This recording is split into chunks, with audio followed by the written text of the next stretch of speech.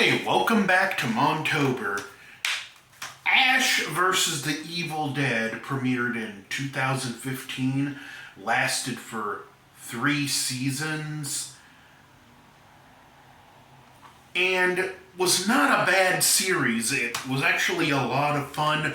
Bruce Campbell slipped back into Ash like he never stepped away. And the series goes in some interesting directions, like we meet the author of the Book of the Dead, played by Lucy Lawless, who we see 2 different versions of the character, as well as he gets 2 sidekicks in the form of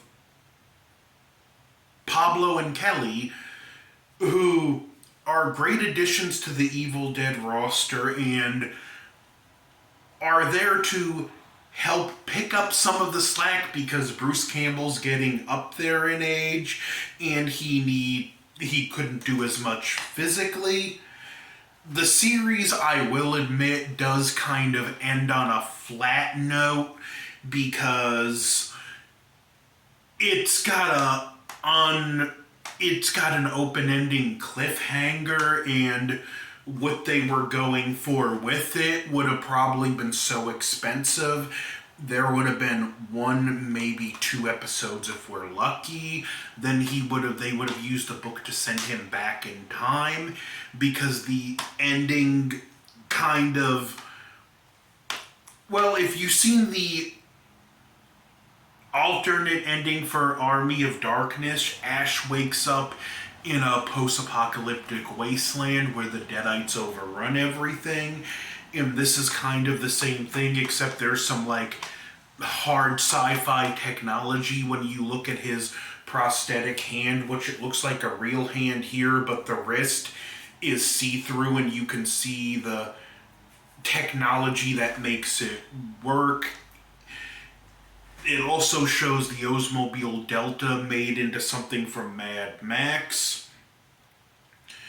But one of the issues I do have with it is that Ash was stupid enough to read from the Book of the Dead to impress a girl.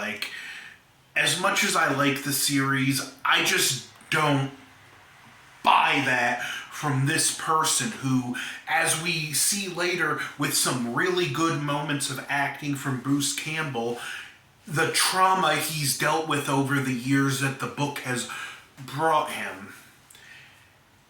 The chemistry between the primaries is great, especially his 2 sidekicks. These 3 together are fun, or any variation of them split off into pairs. It's just always fun. There's not a combo where these actors don't have great chemistry together. And we see Ash working at another S-Mart type store in the beginning.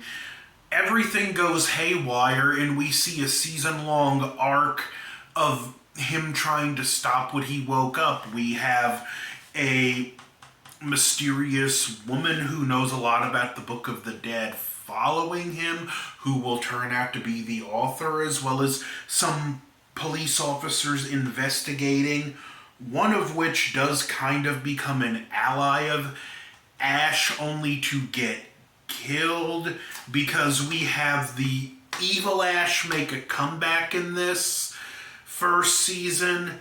And it's another negative I have on this show is it happens a lot where they introduce a new character. You think they're gonna be really important, only to get quickly killed off.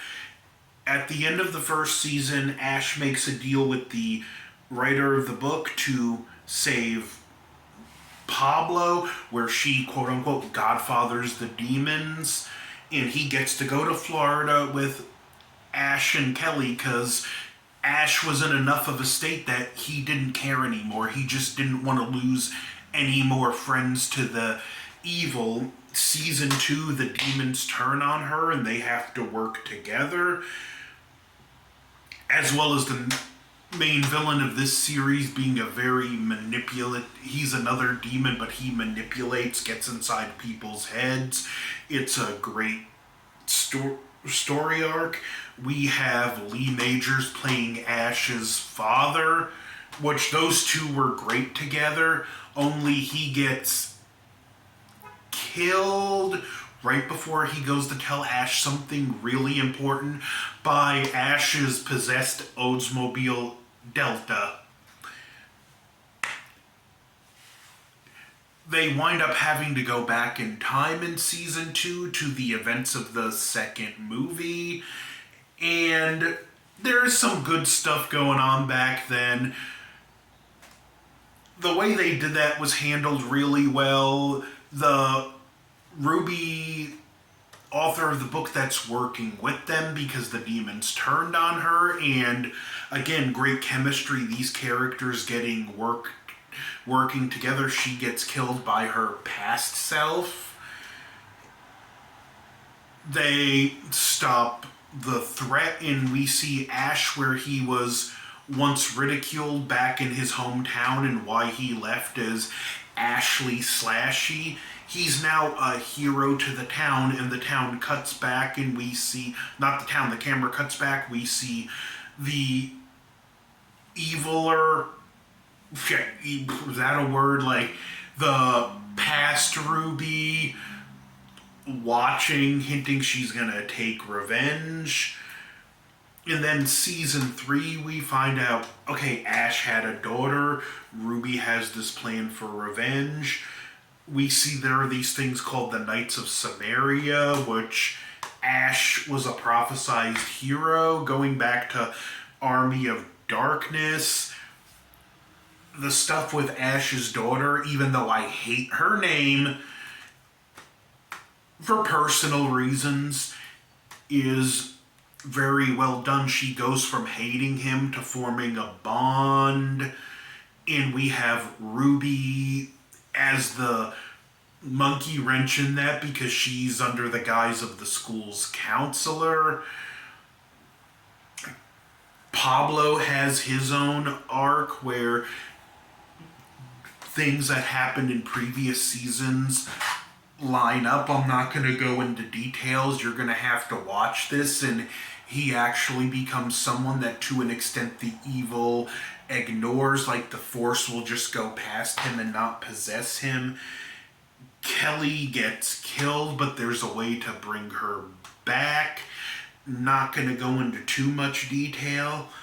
The Dark Ones show up, and Ash ultimately has to leave the people he cares about behind to make his final stand.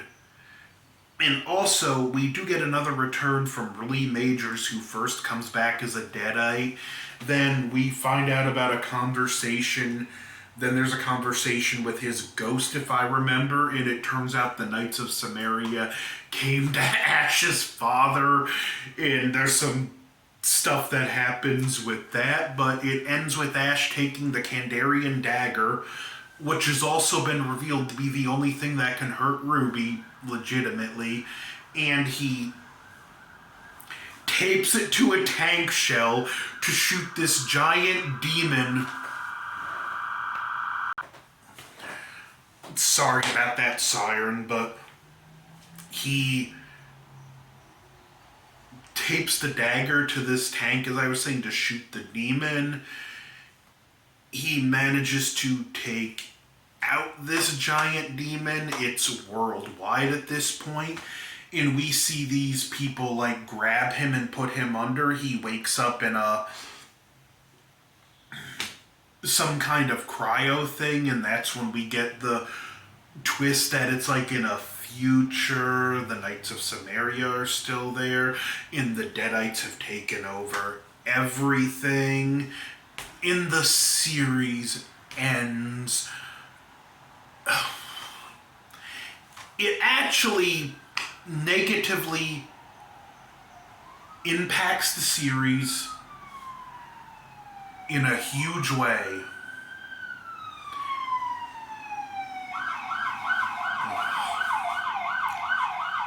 You know, you go to make a video, it's always something.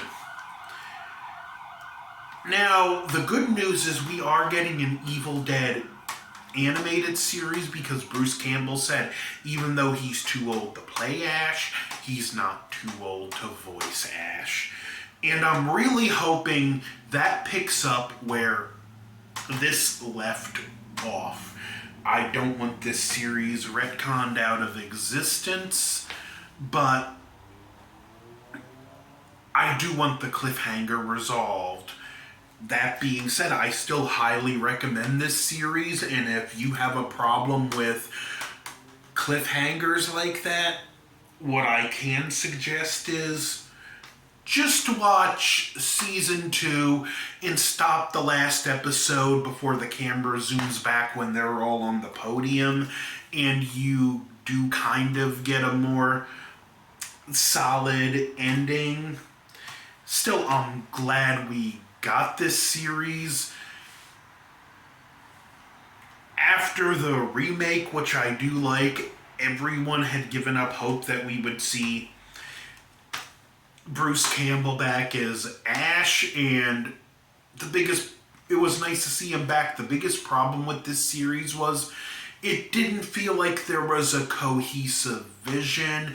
This should have been a 1 season, maybe 2, with a solid beginning, middle, end story over, but you can tell they were planning to milk this for as many seasons as possible. Didn't help that it was on a network like Starz, which this wasn't streaming where you can get a month to watch a show you want to see.